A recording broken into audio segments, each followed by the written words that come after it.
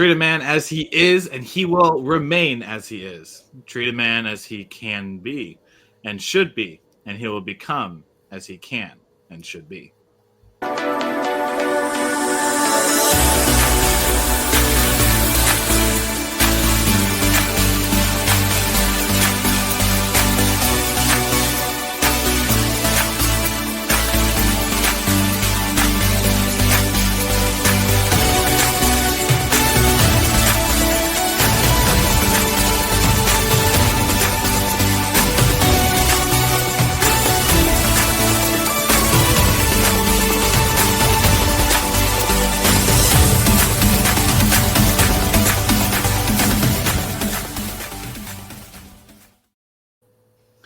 What is up, champions? Welcome to another episode of Champion Reads, where we talk about best-selling books and their best principles to help you out with your best life.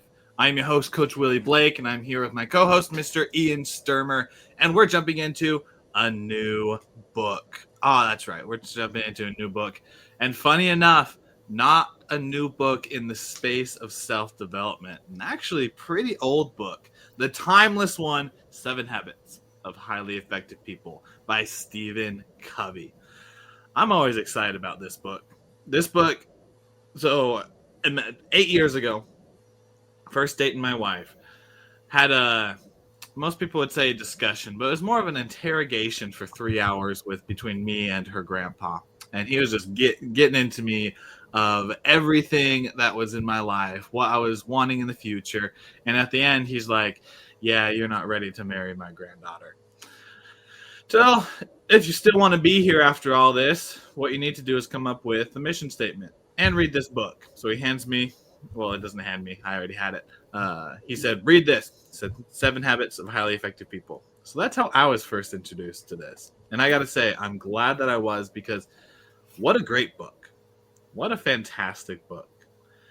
We're going to do something really fun today. We were talking in the green room. We're like, what can we talk about? We can go deep into a single habit. We can be able to play around with it. And maybe we'll do like a quick back and forth, or we'll pick a habit, maybe out of a hat, and be like, boom, boom, this is our thoughts on it. But the idea came up that why don't we look at the 7 habits and pick which one is one that comes easy to us. Then we'll pick one that comes hard to us, and then if we have time, which we always make time on here, to tell the other person what we think their best habit is. Because Ian and I we've known each other for years now, so I think we have a pretty good idea of what's going to happen. Yeah. I don't want to go into what we think is the worst one for us, because I don't know if I can handle that emotional damage. But I couldn't find a worse one for you. So, all of them are the worst ones. No, so even Ian, before we even jump into all that, I want to hear from you. What's this book been for you? Because I know you suggested this book way back when, and we're finally getting around to it. What's it to you? Yeah, we read a lot of books here. We both love the personal development space, but to me, not only is this a classic, but this is the ultimate book to me. Not long ago, we did a Rotten Tomatoes where we rated our books, and I think I put this at a 9.8 because you're never supposed to have a perfect 10 out of 10. But to me, this book resonates more than any other book. The principles are so applicable, so real and true. I think when I first read it, probably it was more unique when it came out to me. I hadn't read as many books at that point, so it stood out for that. But more than any other book, I think this stands the test of time. And no matter what your situation, I would tell anyone, this is the first book I have anyone read when they ask me for recommendations. And it's just, it's so simple. Once you start to look at it, it all makes sense.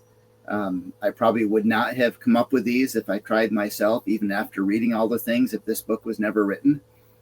But really everything about this book, the examples he uses, both in business and personal life, um, and the morality behind it is important to me. That it's not just me being better, but it involves making the world a better place as well. Um, I mean, I could just kind of sit here praising it all day, to be honest. Um, but I will say, go back to that. If you're going to read one book only, without hesitation, this is the one book I would have you read. And I think it really could apply to everybody in every situation, to be more effective and to be happier in life. So, yeah, agreed. It's just that good of a book. So for our Rotten Tomatoes, Ian gives it a 9.8. I'll give it a 9.3 for me. There we go. There's Rotten Tomato scores without John here. Yeah. All right. John will give it a 1 now. And John gives it a 1 just to average it out. Yeah. Awesome. So, Ian, how do we want to do this? How do we want to start off? Do we want to start off with our own strength, our own lesser strength, or the other one's strength? Well, let's sandwich a strength, a lesser strength, and a strength. So cool. Let's start out with our strength, then our weakness, then we'll go to each other's strength. And since you asked me, I'm going to go ahead and start first. I think my strength out of here is think win-win. And I always feel a little guilty to talk about a strength because it makes me feel a little bit boastful to say that. But I think that's one that comes naturally to me. And perhaps that's actually a challenge to me sometimes in sales. I start to think for winning for my customer more than me. But I love the idea of putting the other person on an equal footing with you. And I try to do that in life. Sales is really the example that comes easiest. If I can give my customer a good deal and help them out, while at the same time giving me a fair return on my time and my commission or my sale for it, that's a win-win. And Dr. Covey gives a great example as he was talking to a grocery store owner. And the grocery store owner said, win-win doesn't work. You can't be in business that way. And Dr. Covey said, well, what if you want the customer to win, so you sell everything at cost? He says, well, no, I'm going to go out of business. That can't work. He says, okay, well, what if you just mark everything up 300% so you get a huge profit? He goes, well, that's not going to work because the customer is going to leave. They're going to shop somewhere else. He goes, so what do you have to do? He goes, well, you have to balance how much you can give the customer while still retaining what you need. I said, no, that's a win-win. If you're only thinking about yourself, your customer is going to leave. If you're only thinking about the customer, you can never make a profit. And I think that translates into life just as well.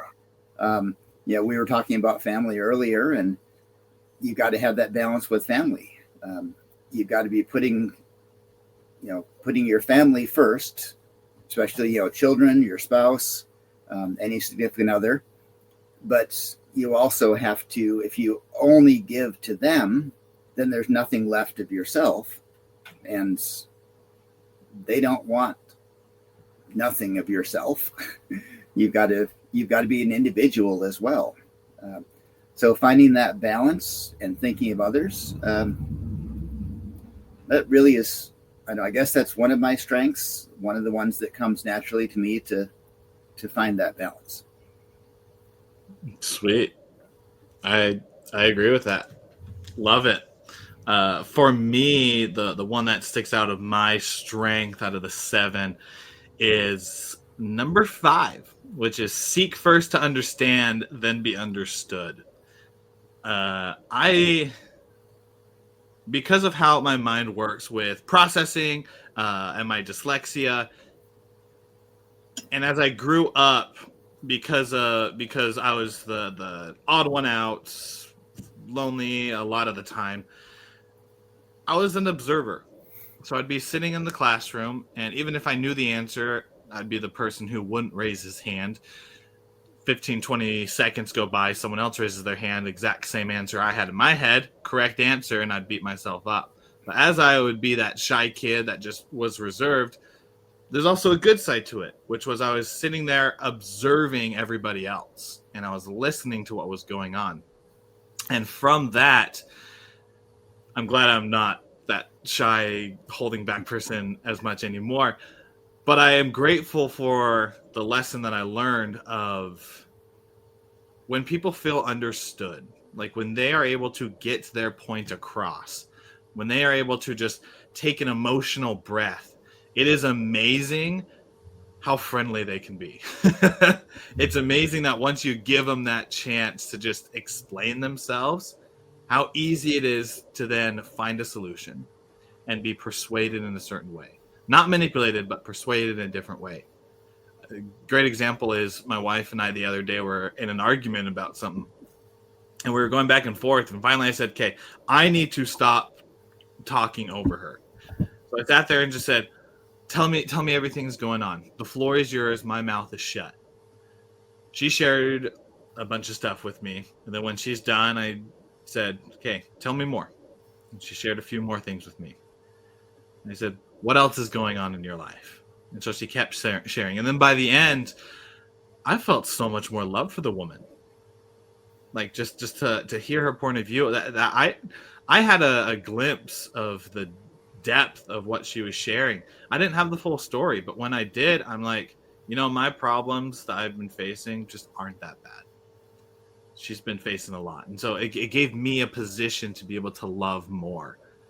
And so that skill that I know that I'm learning to master, which is listening, that's attributes to one of my greatest strengths, which is being able to understand other people, asking the questions, listening to them, and then afterwards, then I can start being need to be understood, if that's something I need. So my strength out of the 7 habits is number 5, which is seek first, understand, then to be understood. I like that. I can see that in you. I think my my favorite quote from this entire book is, and I'm probably going to misquote it, too often people listen with the intent to respond instead of listening with the intent to understand. Nailed it. Yep. So, love that. And like, how can you listen if your mind's going on how you're going to reply? You can't. Like, yeah.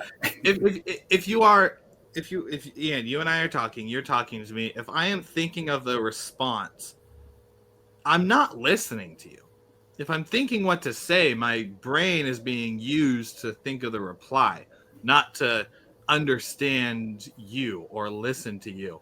It's crazy in this world, and I'm guilty of it so many times, where we try to, like, we're thinking of how to reply in the perfect way to hit some persona or defend ourselves, when really I think so many of the problems are if we just be quiet and just listen with the intent of listening instead of replying. I think there's a lot of world issues that would be solved. I absolutely agree. I spent many years in customer service. I worked in hotels and have been yelled at by the best of them. And the one thing that's, I guess, was most effective in resolving customer problems or guest problems was to simply listen until they had finished complaining. And then half the time they were satisfied and walked away after they finished saying it, and we didn't have to do anything to fix the problem. So yeah, people just want to be heard. And at the risk of misquoting the win-win idea, when you stop trying to win in a conversation and you start trying to listen and understand, I think that's when you actually win. Agreed. Okay, those are our strengths. Now let's jump to our lesser strengths. Our weaknesses, some people would say. I'll start this one off. Out of the 7 habits, the one that is my weakness, that at least I see as my weakness that I'm trying to work on is the third one, which is put first things first. I get so distracted, and it is intentional distraction because I'm trying to not get distracted, but then I still just go after those vices that I love going after and get distracted. And I know that, like, I think the biggest thing is because the way that I think, I have so many different ideas, and unless I write them down, like literally get them out of my head, the way that I process things, they just come up and then go away, and then a day or two later they'll come up again and then go away. And so unless I have something down and have an order, it just it's it's just so disorganized, and I don't know what to focus on. And so, weird tidbit, something that I've done with this weakness to then help navigate it and get better is when I write things down, I'll organize it. And so the absolute needed needed list of things that get done, I mark with the letter A. Letter B goes to the things that need to get done, but not as much as letter A. And then C is like, yeah, these are like the nuts and bolts of the things that we got to do. They eventually need to get done, but there's no pressure to do it. And then if it goes to D, D is usually the automate, delegate, or eliminate type tasks. But then D is just like, yeah, don't really need to do any of that until all the rest are done. And so I'll put the letters to it, and then I'll mark. Then in their own little letter groups, I'll do 1 through however many there are, and that's helped me to do first things first, to be able to put them that way. So that's my weakness, putting first things first. What about you, Ian? When I first started looking at this, I felt pretty good, and the more I looked at it, the more I found more and more weaknesses that I had, and I was going to do being proactive, but I think after listening to you, I think it's not as much being proactive, but it's putting first things first. And it's recognizing what I need to get done first. I should be proactive and do some of those things before they become an issue, but understanding what things are most important, prioritizing, and then doing those things definitely is my weakness. I'll have my to-do list that I write down, and then I don't look at it for a few days, which means it's not really helping. Yeah. So I'll say that same thing, understanding what's the most important thing to do right now. And I forget if it was actually in this book, but it might have been one of the Franklin Day Planner books. If you only get one thing done today, make sure it's the most important thing. And sadly, that is usually not the case for me.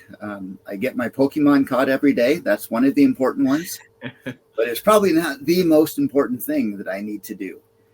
And, I'll sit down probably about once a week. I said, okay, I need to get focused now and do things. And I have a real good session on that. And when I sit down, I haven't really figured out at that point what the most important things are.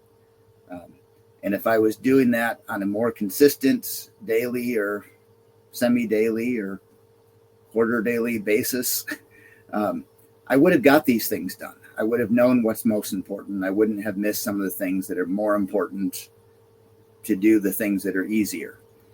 So I think I'm going to agree with you for myself. I need to learn to put first things first, because at the end of the day, I never finish everything I need to. And I need to make sure that the things I do finish are the ones that actually matter. There you go. Putting first thing first. You heard it here, folks. Our weaknesses are putting first things first. So you got us doing incredible at the other 6 habits, but we're just distracted all the time. That's what it comes down to. Yeah. Oh, no. It's funny that I'm with you. I look at these habits, and at first glance, I think, wow, I'm doing a lot of great things. And then I keep looking at them, and in my mind, examples start coming up, and I think, oh, maybe I'm not as good as that. and examples of good stuff also come up. So it's interesting that for you listeners who are watching or listening, the 7 habits, we didn't even go over all of them quick. So let me go over all of them quick and then share something. So number 1 is be proactive. 2 is begin with the end in mind. 3, put first things first. 4, think win-win. 5, seek first to understand, then be understood. 6, synergize. And then 7, sharpen the saw. So for you listeners who are listening, think about that list and think about yourself and what you're working on. Because as champions, we are always working on something. There is no end to the list of work that we're doing. So think about what you're working on and how you can overcome it. But even more importantly, I want you to take a second and think of what you're great at. Because when you realize what you're great at, you can, how would you put this? You can, when you focus on a strength, you're able to multiply your results rather than when you focus on your weakness, because you can only add to it. If it is unnatural for us, which a lot of us call those lesser strengths or weaknesses, when we work on those, we're only able to add a few degrees of getting better at them. But the things that come natural to us, things that are our superpowers, the best things, we're able to multiply multiples of times with that strength. And so take a moment, look at those 7 habits and think of, I might struggle with a few, but this one I'm really good at. And deep dive a little deeper into it, because it's amazing what comes out on the other end. I've been able to focus on each of these habits at times, and I know that the ones that I feel I have more strength on help me stand out to my competition and to the people I'm going with. And so with you and your business, what is your ultimate strengths? Which ones make you stand out? And then realize that might just be your edge in business. Before we jump to the last one, Ian, do you have any thoughts?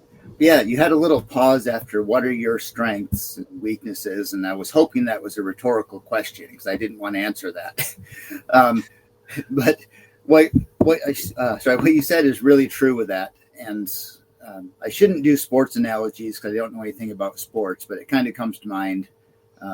If you are running track in high school and you have 2 events, you're doing the mile run and the high jump, and you're really good at the mile and not very good at the high jump.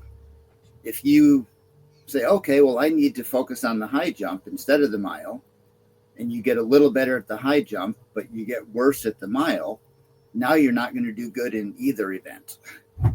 But if instead you say, the mile is my good one, I'm going to focus on that, and then I'll work a little more at the high jump, you're going to get your medals in the mile and be able to achieve more and help out the team and all of those things.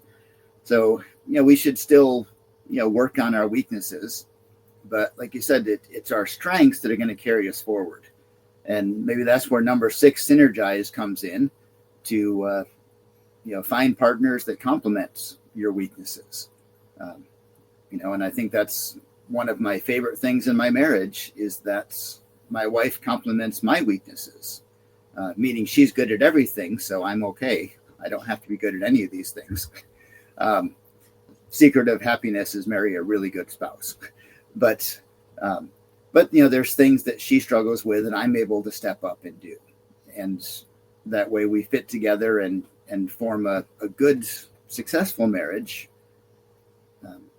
Where if I focused on my weaknesses that are her strengths, I would be allowing my side to fall through more.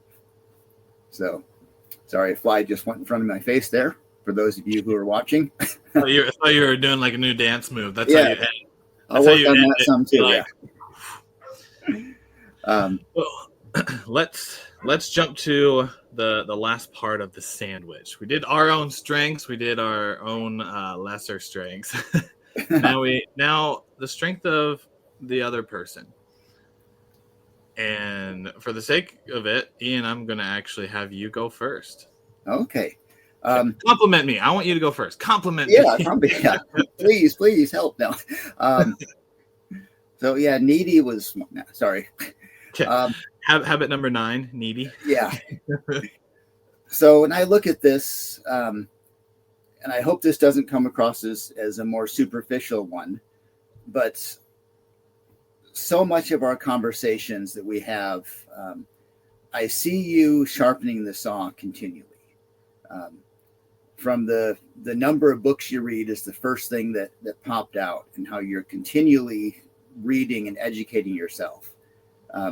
But then in our conversations, as we get a little further away from our champion circle side and the personal development, and we get into just sharing events in our life, you bring up so many things from physical. I know you've been working on the 90 hard.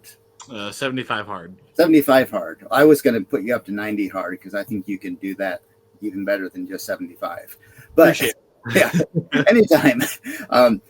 The physical side, the mental side with reading, we have some spiritual discussions as well, talking about that, and social, emotional, and I'm going to put family into that side as well.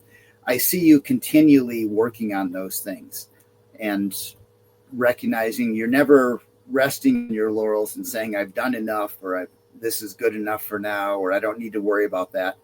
You're always striving to do better, and doing great now, but always striving as well.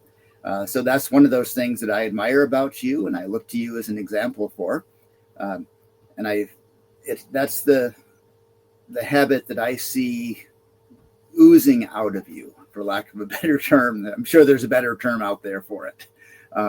You exude that habit so well. So sharpening the saw. Well, thank you. I take it in and appreciate that.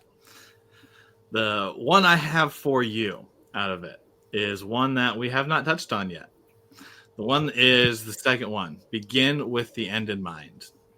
Because during, whether it's champion circle conversations, whether it's any other conversations that we have, it's not crazy. It's really amazing to be able to see. You're always asking the questions about what is going to happen in the future. You're always asking, like, what is your ideal client? You're narrowing down the focus of, let's not think about like money we have to make right now. Let's not think about the small little tasks that need to happen at the moment, which eventually need to get done. Where you're like, who is this for? Long term, where are we going with this? What is it that we're aiming towards? And you're so great at being able to help to find the target that we're going for, find the individual or the company to best go at, so that when we start taking the action, start putting our foot on the gas pedal or climbing up the ladder, we actually are aiming at the right direction. And so the strength that I think that you have is beginning with the end in mind. Thank you. I appreciate that. You're welcome. And with that, as we start to wrap up the end of this episode, as you champions, ask yourself, what is your strength? What is your strength out of these 7 habits? It's like, as we were discussing, when you focus on your strength, it's incredible what you can do. Olympic athletes, they are not good at a lot of things. They are great and outstanding at one thing. And that's where they get the gold medal. And that's how they become a champion. So if you're wanting to be the champion and receive that own gold medal, stop trying to do everything and just focus on one or a few things. And Ian, yes. I'd love to hear your thoughts as we close this. Yeah. I'm going to mostly agree with that. I think we need to focus on our strengths. We need to build those up, because that's where our greatness is going to lie. But I think this may contradict something I said a little bit earlier, but as we look through these habits, we do also need to look and say, where can I improve on? Because some of these, if they fall too far down, they can be really detrimental. So as we were preparing for this one, I was remembering Benjamin Franklin's autobiography and a method that he used where he came up with, I believe it was 31 attributes that he wanted to work on. And he wrote them on a list, and each week he would focus on a different one. And he would just rotate those through for many years of his life. And that way he was able to continually, I guess, sharpen the saw with that. And maybe that sharpening the saw is looking back over these again and saying, am I beginning to fail, or am I struggling in one of these areas? And what can I do for that one? And it takes continual work. There's some that come a little more natural, some that we know we need to work a little bit more on. But maybe something like Franklin's method of rotating through and each week think about one of these and kind of put that in the front of our mind to continually improve all of them. Because there's really no most important of any of these. The most important one is the one that needs the most work right now. So focus on the ones you're best at and the ones you're worst at. Maybe that's where the best focus needs to be, and we'll gradually get through all of them. I feel like I just changed my whole thing that I said earlier, but yeah. It works together. That's the thing. Pick the top 7 and focus on those. Yeah, pick the top 7. Yeah. And if you hear about the book, The 8th Habit, he came out, focus on the top 8. True, yeah. That'll come next. Yeah. No, it's the balance between the two, because you're right. If you let the weaknesses overrun you, and like you are so bad in that realm that it actually hinders you, of course you need to spend time on it. And I think a good thing is to think about is minimize the damage with the things that you're weak at, and exude and maximize the things you're great at. If anyone's ever heard of the 80-20 rule, 80% of the energy put into to maximize what you're great at, but don't let the 20% go, because that 20% is still in the equation. It's just, where are you focusing most of your energy? Focus your energy on everything that needs to happen, but where are you putting most of your energy? So right. Focus 80 on maximizing, the 20 on minimizing the damage, and you'll have 100% of being an awesome champion. Yeah, it's kind of funny as I was looking at these 7 habits again. I could go through these 7 habits as a method of helping myself with these 7 habits. You could actually say, okay, I need to work on being proactive, and you could go through these as steps to help you be better at being more proactive. Then you could say, okay, I need to begin with the end in mind. You go through these habits as steps to help you get better at that one. It's really an amazing book. I'll close with that. This is an amazing book. You need to read it. You need to start applying it to your life. Agreed. Great book to be able to apply to your life. My friends, you awesome champions, that wraps up this episode of Champion Reads. If you found inspiration in this episode, go ahead and subscribe to the podcast. You can find us on all the major podcasting platforms, as well as you can go to our webpage, mychampionscircle.com, where you'll be able to find a link to the podcast, link to our socials, and everything else going in the Champion Circle universe. And until next time, continue to be awesome, continue to be the champions in your lives, and always remember, keep working forward. Work on your strengths, work on your weaknesses, but all in all, keep moving. We'll see you on the next episode of Champion Reads.